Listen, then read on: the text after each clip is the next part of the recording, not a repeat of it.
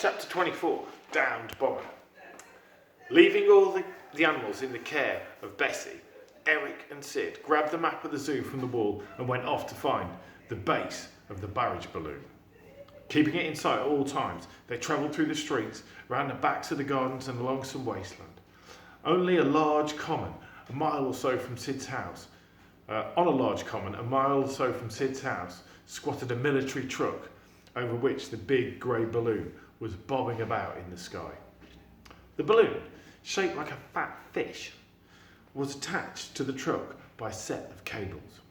On closer inspection, the pair could see the back of the truck was weighted down with bricks. "Bingo," said the boy.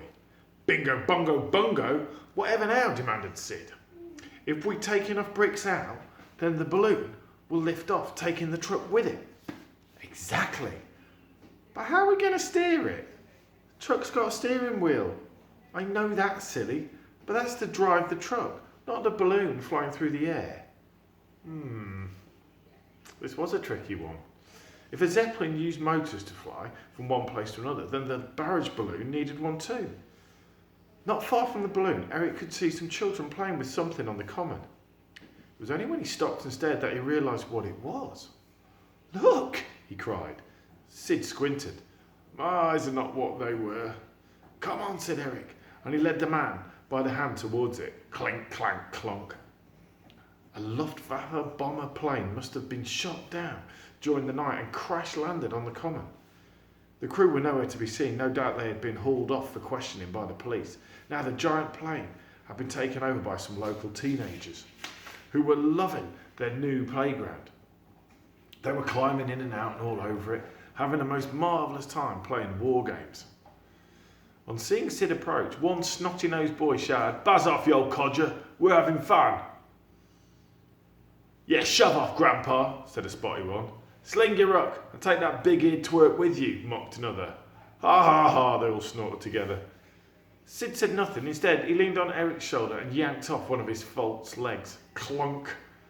"I've got a good mind to beat you at the bottom," shouted Sid. "Ah!" screamed the three terrified orcs before fleeing across the common. "Always works a treat," said Sid, popping his leg back into place.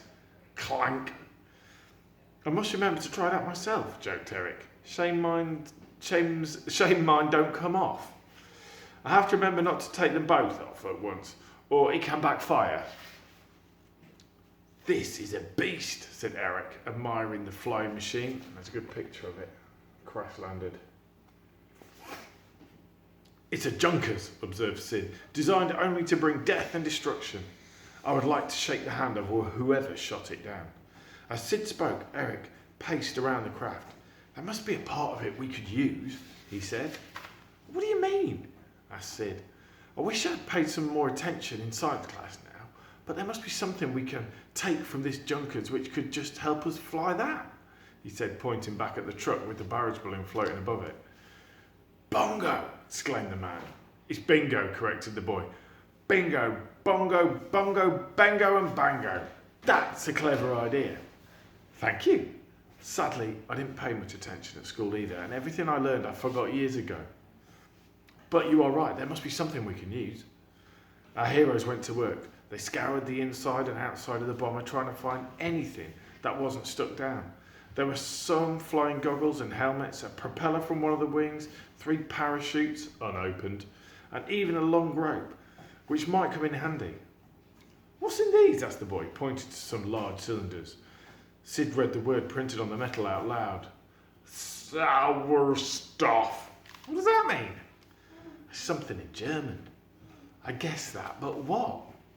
"Only one way to find out," said Sid, and with that, he turned the tap on.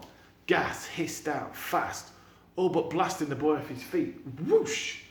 "Whoa! What is that?" asked Eric. He sniffed but couldn't smell anything. "Air?" he guessed. "Oxygen!" exclaimed Sid. "Of course, for the crew if they're to fly high where the air is thin. If it shoots out fast like that, maybe we can use it to power the truck along," reasoned Eric. "Maybe. Let's grab as many as we can carry."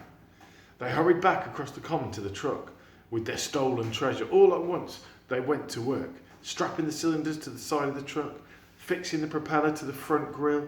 The pair weren't sure whether the propeller was going to actually help the truck fly, but it looked cool. The parachutes were packed into the back of the truck in case of emergency. As the sun hung low in the winter sky, they began the process of taking the bricks out of the truck that were weighing it down. It was quite a task, as there were a few hundred or so bricks, and they had taken them out one by one. If they went too fast, there was a chance the truck could sail off into the sky without them, never to be seen again. After taking a good 200 or so bricks out, Eric spotted one of the wheels of the truck lifting off the ground. "Quick, Uncle Sid, jump in," he ordered. You can see the truck is starting to lift. The old man did as he was told and heaved himself into the driving seat as fast as he could. "I need you to act as a counterbalance," called Eric from the back of the truck. Then, on his own, he took out brick after brick. "The bonnet is lifting off the ground," called Sid from the front. The whole truck had now been tipped up, and the bricks all slid out of the back at once. Clunk, clunk, with no bricks at all weighing it down, the trunk soared up into the air without Eric. Swoosh! Oh no, I wonder what's going to happen next. We'll find out tomorrow. Chapter 25 is coming. It's entitled Jump.